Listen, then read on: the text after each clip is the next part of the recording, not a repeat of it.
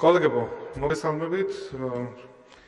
ალბათ ის საკითხია, რომელზეც ყველაზე დიდი ყურადღება შეიძლება იყოს მოპყრობილი საპარლამენტო განხილვებისკენ. იმიტომ რომ ეს საკითხი აწუხებს ძალიან ბევრ ჩვენ თანამოქალაქეს დაახლოებით თუ დემოგრაფიული მაჩვენებლების მიხედვით ვიმსჯელებთ იმ ბავშვების რაოდენობის მიხედვით, რომლებიც დაიბადნენ 2009 წლის სექტემბრიდან დეკემბრის ჩათვლით, სადაც 20,000 ოჯახამდეა, რომელსაც უშუალოდ ეხება ეს კანონი და რომელიც ელოდება თქვენ გადაწყვეტილებას. გადაწყვეტილებას იმასთან დაკავშირებით, რომ გქონდეთ საშუალება თვითონ აირჩიონ, როგორ წარმართონ თავიანთი შვილის ცხოვრება. მოდით შევთანხმდეთ იმაზე, რომ დამატებით კომისიები, რაღაც დამატებით ჯგუფები, რომლებიც უფრო კარგად განსაზღვრავენ ბავშვთან დაკავშირებულ საკითხებს, ცოტა გაუგებარი იქნება, იმიტომ რომ მშობლის პასუხისგებლობა სწორედ ამაშია, მან უნდა მიიღოს სრულწლოვანებამდე ბავშვის ყველა ის გადაწყვეტილება, რომელიც მის აღზრდას უკავშირდება. ამიტომ ამ ნაწილში ვთქვათ, რომ მშობელმა არ იცის, როდის უნდა შეიყვანოს ბავშვი სკოლაში, არ იქნება სწორი.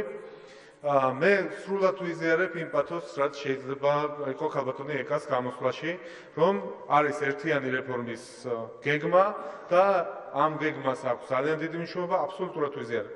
ძალიან მნიშვნელოვანია ისიც, რომ ყველასთვის, პატარებისათვის იყოს რაღაც მოსამზადებელი პერიოდი, რაღაც სხვაგვარი პროგრამა იყოს, ის რომ შეაგუონეს ადამიანის ბავშვები სკოლას, მაგრამ ეს არ გვაძლევს არანაირ სხვაობას იმ ბავშვებს შორის, რომლებიც დაიბადნენ 1 სექტემბერს და 1 ოქტომბერს, რომელიც 6 წლის ხდება 1 სექტემბერს და რომელსაც ჩვენ ვაძლევთ უფლებას, რომ შევიდეს სკოლაში და რომელიც 6 წლის ხდება 1 ოქტომბერს და მას არ ვაძლევთ უფლებას, რომ შევიდეს სკოლაში. ეს არის ის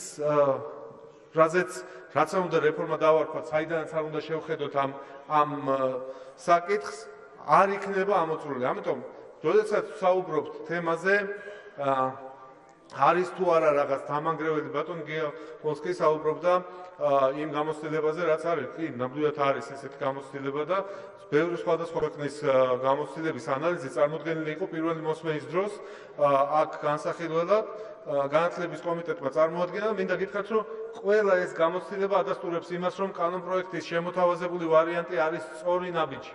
იმიტომ რომ ესეთი მიდგომები არის სხვა ქვეყნებშიც, იმიტომ რომ საფრანგეთშიც არის ესეთი მიდგომა, რომ შეიძლება ბავშვს მიეცეს საშუალება, თუ ის 6 წლის ხდება 1 იანვრამდე, შევიდეს სკოლაში თავის თანასწორლებთან ერთად.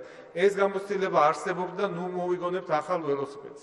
არ გვჭირდება ეს ველოსიპედი, მით უფრო რომ გამოცდილება ამის წლების განმავლობაში არის გამოყენებული. წინა პირველი მოსმენის დროს განხილვის დროსაც ვამბობდით. ძალიან ბევრი ამ დარბაზშიც არის ადამიანი, რომელიც შევიდა 5 წლის სკოლაში. და ეს მათ არანაირად არც აკნინებს, არც რაღაც ფსიქოლოგიურ ტრავმასაც ვერ ვიტყვით, რომ ამის მიიღეს და ამ შემდეგ. თავარი არის, ბავშვს მივცეთ საშუალება და მშობელს მივცეთ საშუალება არჩევანის. როგორი იქნება სამომავლო გეგმები, თქვათ და რა შეიძლება შემოგთავაზონ კიდე. აქ იყო საუბარი იმაზე, რომ რამოდენიმე სკოლაში, 40-მდე სკოლაში უნდა მოეწყოს საცდელად პირველ კლასელებისთვის თუ დამწყებთათვის ეს აუდიტორიები იქნება საკლასო ოთახები თუ ასე შემდეგ. ყველაფერი არის კარგი და ამ რეფორმის გზაზე ჩვენ მზადა ვართ, რომ თქვენთან ერთად მივიღოთ კონკრეტული გადაწყვეტილებები, მაგრამ ეხლა დროებით მთლიანად რეფორმასთან დაკავშირებული საკითხი დროებით გადავდოთ გვერდზე და წარმოვიდგინოთ, რომ ამ განსხვავებას არაფერი არ გვიწვევს. რაც არ უნდა რეფორმა მოვიგონოთ, საიდანაც არ უნდა შევხედოთ ამას, მაინც გამოვა ისე, რომ განსხვავებული მიდგომა გვექნება ბავშვებს შორის, რომლებსაც აშორებს 2 კვირა ან 1 თვე. ამიტომ, კოლეგებო, პრინციპის დონეზე პარლამენტმა მხარი დაუჭირა იმას, რომ ქონდეს მშობელს საშუალება აირჩიოს და თუ მისი შვილი დაბადებულია შესაბამისი წლის 1 იანვრამდე, თავად გადაწყვიტოს შეიყვანოს თუ არა ის სკოლაში. ამიტომ ამ პრინციპის დონეზე გადაწყვეტილების მიღების შემდეგ გაუგებარიც კი იქნება, რატომ არ უნდა მივიღოთ მეორე მოსმენით. აქ რაღაც ფორმულირებასთან დაკავშირებით ახალს ხო ვერ ვიგონებთ, ხო? გამოდის რომ პარლამენტმა უნდა გადასიჯოს თავისი პირველი მოსმენის დროს მიღებული გადაწყვეტილება. არ მგონია რომ სწორი იყოს. მე ყველა იმ დეპუტატს, რომელმაც მხარი დაუჭირა პირველ მოსმენაზე, ვთხოვ რომ დაადასტუროს თავისი